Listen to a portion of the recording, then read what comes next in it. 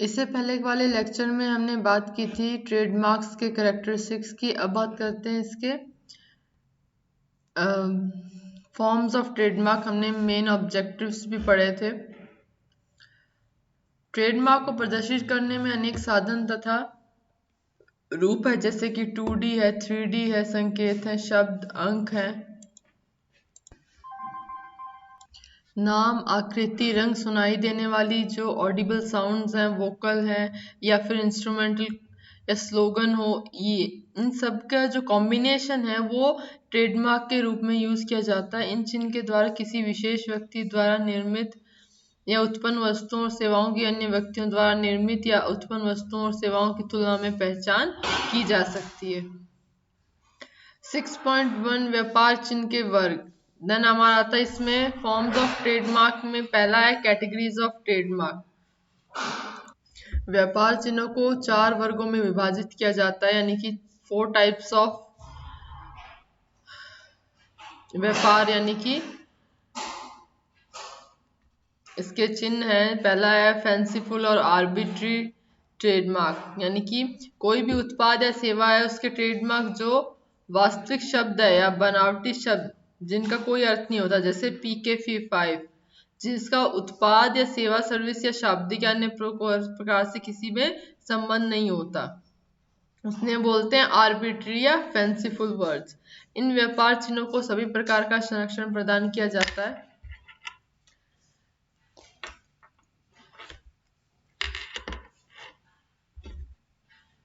इसलिए इन चिन्हों को किसी अन्य व्यक्ति द्वारा चिन्ह के स्वामी के उत्पाद या सेवा के लिए दुरुपयोग किए जाने की संभावना कम होती है। इसका मतलब है कि अगर एक कंपनी है, उसने अगर अपना लोगो या कोई भी ट्रेडमार्क जारी किया है तो वो संरक्षण उसे प्राप्त किया जाएगा कि जो उसका साइन है, उस कंपनी का पर्टिकुलर जो ट्रेडमार्क है वो कोई दूसरी कंपनी यूज नहीं करेगी और वो उससे लाभ नहीं ले सकती। फॉर एग्जाम्पल हमारा जो आईफोन और लैपटॉप जो भी बनाने वाली जो कंपनी है, एप्पल कंपनी, वो भारतीय कंपनी के ट्रेडमार्क एप्पल का या उन कंपनियों के उत्पादों से शाब्दिक या किसी अन्य प्रकार का कोई संबंध नहीं रखती। और ये जो ट्रेडमार्क है ये क्या है? फैंसीफुल, काल्पनिक है, ये रियलिटी में एग्जिस्ट नहीं करते, लेकिन ये क्या है? आर्बिट्री ट्रेडमार्क है। इनको मतलब अब फॉर एग्जांपल आईफोन और लैपटॉप है और एप्पल है। एप्पल एक तरीके से फ्रूट है, लेकिन इसको हम यूज कर रहे हैं as a trademark for the selling of iPhone and laptop. Second है सजेस्टिव ट्रेडमार्क। ये चिन्ह संबंधित उत्पाद या सेवाओं के गुणों या विशेषताओं की ओर संकेत करते हैं, लेकिन परंतु ये उस उत्पाद या सेवा का पूर्ण रूप से वर्णन नहीं करते, जैसे डिस्क्रिप्टिव मार्क्स के द्वारा इसका जो संकेत है वो दिया जाता है। देन है डिस्क्रिप्टिव ट्रेडमार्क्स में इन चिन्हों के लिए ऐसे शब्दों का प्रयोग किया जाता है जो संबंधित उत्पाद या सेवा की किसी विशिष्टता या लक्षण, जैसे रंग, सुगंध आदि का वर्णन करता है, जैसे ग्रीन, पंजेंट, हार्ड आदि। इन प्रकार के चिन्ह का जो रजिस्ट्रेशन है उसके लिए हम डिस्टिंक्टिवनेस होना आवश्यक है। यानी कि अगर हम कोई भी ऐसा ट्रेडमार्क यूज कर रहे हैं जो कि किसी कलर या स्मेल को बताता हो, तो उसके लिए हम जो कैरेक्टरिस्टिक उसमें देखेंगे ट्रेडमार्क में वो होगी डिस्टिंक्टिवनेस। अगर उस ट्रेडमार्क में डिस्टिंक्टिवनेस या प्रभेदाकारी गुण नहीं है तो हम उसे डिस्क्रिप्टिव ट्रेडमार्क के अंडर में सुरक्षित या फिर प्रोटेक्शन नहीं देंगे। देन है हमारा जेनेरिक ट्रेडमार्क। इस प्रकार के चिन्हों के लिए उन पदों का प्रयोग किया जाता है जो विशेष रूप से उस वर्ग या प्रजाति का वर्णन करते हैं जिसका संबंधित उत्पाद या सेवा एक सदस्य हो। इन चिन्हों को संरक्षण प्रदान नहीं किया जाता है। किसी भी ऑटोमोबाइल के लिए व्यापार चिन्ह के रूप में कार शब्द का प्रयोग जातीय चिन्ह है। ऐसी अनेक कंपनियां हो सकती हैं जो कार का निर्माण करती है, लेकिन कंपनी की कार दूसरी कंपनियों की कार से बहुत से लक्षणों में भिन्न होगी। यानी कि यहाँ पे हम अगर कार की बात करें तो एक कंपनी है मर्सिडीज और दूसरी कंपनी अगर हम लेते हैं होंडा की, तो इन दोनों में डिफरेंस है क्योंकि इनकी बनावट में डिफरेंस होता है, इनकी वर्क एफिशिएंसी में डिफरेंस होता है, स्पीड में डिफरेंस होता है, लेकिन जो प्रोडक्ट है वो यहाँ पे क्या है, सेम है। Then brief history of trademark law in India. Trademark का जो लॉ है हमारे इंडिया में, वो सर्वप्रथम इंडियन मर्चेंडाइज मार्क एक्ट 1889 में पारित हुआ, जिसके अंतर्गत ट्रेडमार्क के संबंधित सीमित प्रक्रियाएं भी सम्मिलित थी। उसके बाद 1940 में इसका एक्ट पारित हुआ, जिसके अंतर्गत जो पंजीकृत ट्रेडमार्क्स है उनको संरक्षण देने की व्यवस्था का प्रावधान किया गया। देन 1958 में जो इंडियन मर्चेंडाइज मार्क्स एक्ट 1958 पारित हुआ था, उसने 1889 और 1940 के दोनों एक्ट्स को रद्द कर दिया, यानी कि पहले जो हमारे ये कानून थे ये अब नहीं है। कुछ समय पश्चात देश में उद्योगों तथा व्यापार के विश्वव्यापी रूप में बढ़ने के कारण यह महसूस किया जाने लगा कि जो ट्रांसफर ऑफ टेक्नोलॉजी उसको प्रोत्साहन दिया जाए और ट्रेडमार्क की प्रबंधन संबंधी प्रणाली को सरल बनाया जाए। पहला ऐसे था कि अगर एक कंपनी अपना ट्रेडमार्क यूज कर रही है तो वो किसी दूसरी फ्रेंचाइजी को ट्रांसफर नहीं कर सकती, लेकिन जैसे जैसे अमेंडमेंट्स होते गए इस एक्ट में, तो ये जो पूरी प्रोसेस है ये इजी हो गई और ट्रांसफर ऑफ टेक्नोलॉजी को प्रोत्साहन मिला।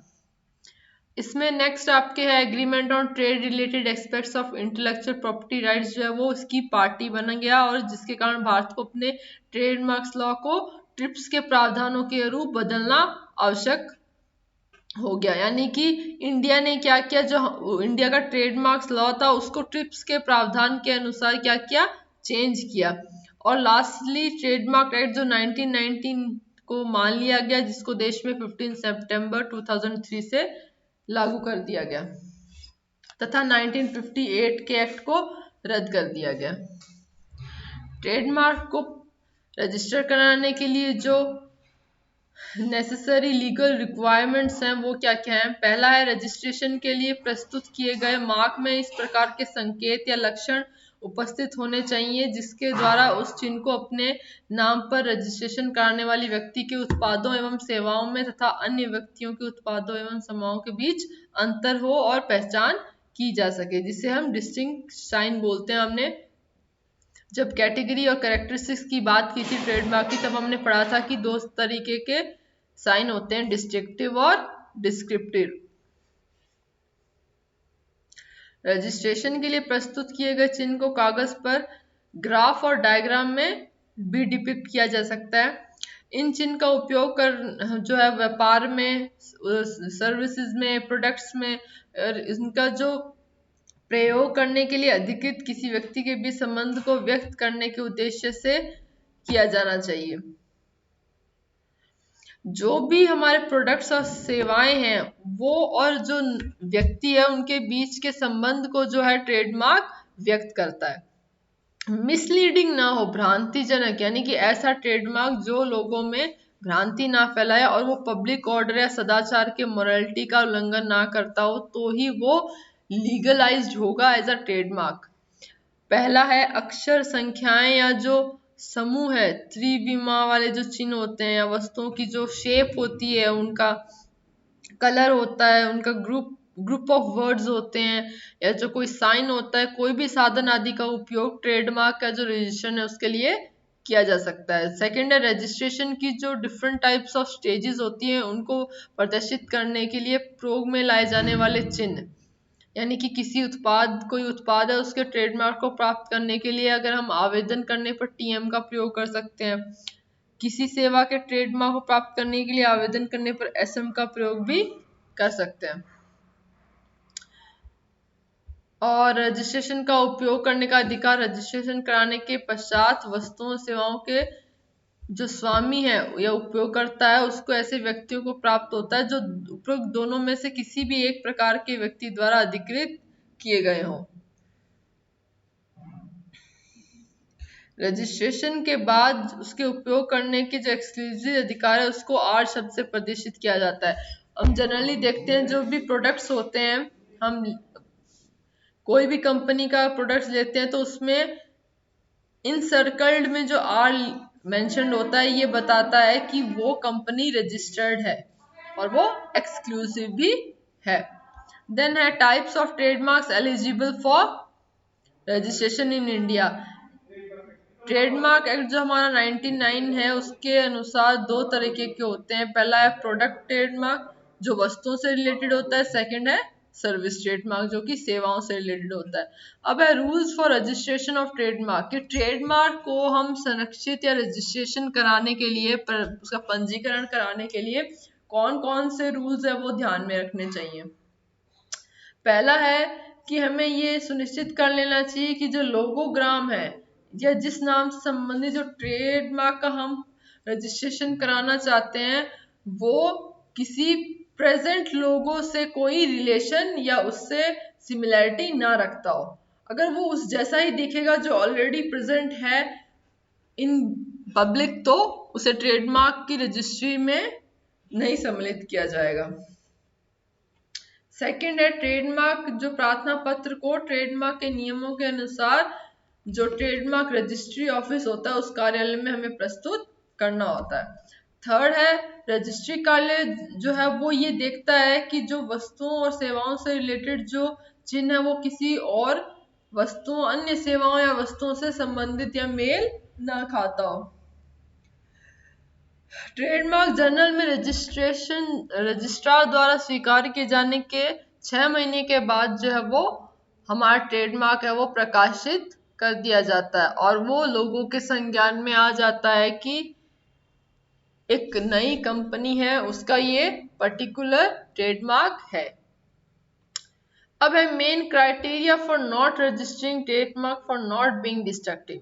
इसका मतलब ये है कि जरूरी नहीं है कि हर ट्रेडमार्क या हर कंपनी जो है वो अगर कोई ट्रेडमार्क सामने ला रही है कोई विजुअल साइन ला रही है तो वो डिस्टिंक्टिव हो। तो ऐसे कौन कौन से मेन क्राइटेरिया हैं वो हम पढ़ते हैं। इसमें है कि यदि कोई चिन्ह है या कोई संकेत है वो जेनरिक है यानी कि वो किसी कैटेगरी को डिफाइन करता है और उसके अंडर में वस्तु आती है या वस्तु या उत्पाद के लिए जो चिन्ह ट्रेडमार्क होने के लिए उपयुक्त नहीं है। जैसे चेयर है, चेयर के लिए फर्नीचर शब्द को हम ट्रेडमार्क के रूप में यूज नहीं कर सकते क्योंकि फर्नीचर एक जेनरिक टर्म है। फर्नीचर ये दर्शाता है कि जो जितने भी प्रोडक्ट्स होंगे वो सारे क्या होंगे, वुडन बेस्ड होंगे। अब यह कैटेगरी को डिफाइन करता है जिसका चेयर एक क्या है, पार्ट है। अगर जो दूसरे जो सदस्य है यानी कि टेबल है वो भी फर्नीचर का पार्ट हो सकता है। तो इनमें क्या है, चेयर और टेबल में डिस्टिंक्शन नहीं है, भेद नहीं है। अब अगर फ्रूट जो वर्ड है वो भी गुआवा या ऑरेंज के लिए एक जेनरिक टर्म है, उसको हम फ्रूट को एज अ ट्रेडमार्क यूज नहीं कर सकते। देन है registration for foreigners in India. तो कन्वेंशन कंट्रीज के आधार पे ये घोषित किया गया कि भारत ने कुछ देशों को ट्रेडमार्क एक्ट में कन्वेंशन कंट्री घोषित किया, यानी कि कन्वेंशन कंट्री का कोई भी व्यक्ति अपने देश में ट्रेडमार्क रजिस्ट्रेशन के लिए आवेदन करने के कुछ टाइम के बाद भारत में रजिस्ट्रेशन के लिए अप्लाई कर सकता है। और अगर इंडिया में यह ट्रेडमार्क रजिस्टर हो जाता है तो उस भारत में उसी दिनांक से वो रजिस्टर्ड माना जाएगा और जिस दिनांक से उसको एप्लीकेशन जो लेटर है वो उसने उस देश में दिया होगा उस दिन से। अब बात करें application for grant of registration of trademark. पहला, यदि कोई व्यक्ति चाहे तो समय सीमा के भीतर नियमानुसार नोटिस ऑफ अपोजिशन के द्वारा प्रार्थना पत्र का विरोध कर सकता है। दूसरा, नोटिस ऑफ अपोजिशन का उत्तर एक निश्चित समय सीमा के भीतर एक काउंटर स्टेटमेंट द्वारा दे सकता है। तीसरा, काउंटर स्टेटमेंट के प्राप्त होने के पश्चात विरोधी को सबूतों के साथ उसका काउंटर स्टेटमेंट का आंसर देना होगा। ये जो स्टेप्स हैं ये आपके बता रहे हैं कि अगर हम अपना ट्रेडमार्क रजिस्टर करा रहे हैं और उसके विरोध में कोई कंपनी है या कोई सर्विस है वो अपना अपोजिशन फाइल कर रही है तो उनके कौन कौन से स्टेप्स होंगे। और तो लास्ट स्टेप्स में क्या होता है, उनको उनके विचार जो है वो संज्ञान में लिए जाते हैं और हियरिंग की जो नोटिस की डेट है वो दी जाती है और आफ्टर हियरिंग नियमानुसार फैसला लिया जाता है। ये जो हमारा जो opposition of the application of grant of registration of trademark है ये स्टेप्स आपके लॉन्ग क्वेश्चन आंसर में आ सकता है। देन है प्रोटेक्शन ऑफ अ ट्रेडमार्क। हम अपने ट्रेडमार्क का विजुअल साइन का कैसे संरक्षण कर सकते हैं। ट्रेडमार्क्स का अनधिकृत व्यक्तियों द्वारा दुरुपयोग रोकने तथा संरक्षण प्रदान करने के लिए जो पेरिस कन्वेंशन था हमारा, ट्रिप्स एग्रीमेंट तथा उनके तथा अनेक राष्ट्रीय स्तर पर कानून बनाए गए हैं और इनको निम्नलिखित तथ्यों के आधार पर परखा जाता है। जैसे पहला, संबंधित उद्योग में उसकी पहचान का स्तर यानी कि डिग्री ऑफ रिकॉग्निशन, यानी कि एक ब्रांड को, एक कमर्शियल एक्सपर्टाइज को कितना, उसकी पहचान कितनी है विद इन द कंट्री और अक्रॉस द कंट्री। सेकंड है ट्रेडमार्क के प्रयोग का समय काल, जो कि हमें पता है कि ये अप्लाई करने के आफ्टर 10 इयर्स तक रहता है, उसके बाद हमें वापस इसे रिन्यू करवाना पड़ता है as per the guidelines mention in the trademark act of India और अदर कंट्रीज। देन थर्ड हमारा पॉइंट है ट्रेडमार्क के प्रयोग किए जाने का भौगोलिक क्षेत्र, यानी कि कौन से कंट्री में, कौन से ज्योग्राफिकल एरिया में हमने उसे रजिस्टर करवाया है।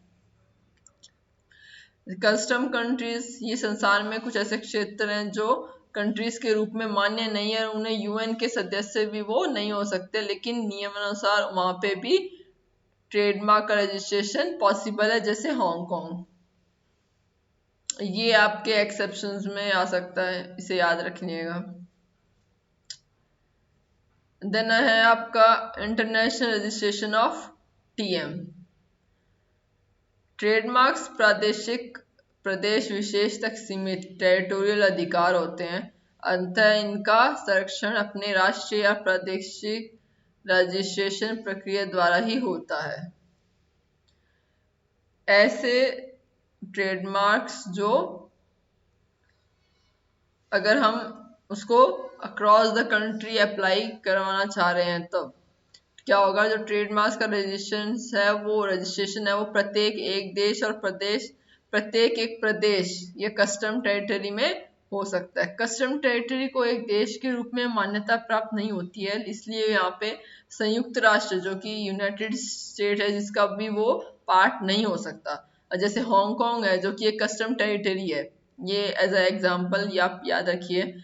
उसमें अपना ट्रेडमार्क का जो रजिस्ट्रेशन सिस्टम है वो खुद का अलग सिस्टम है। यहाँ पे हांगकांग में अगर किसी ट्रेडमार्क को संरक्षण प्रदान करने के लिए वहीं की रजिस्ट्रेशन प्रक्रिया को अपनाना पड़ेगा, ना कि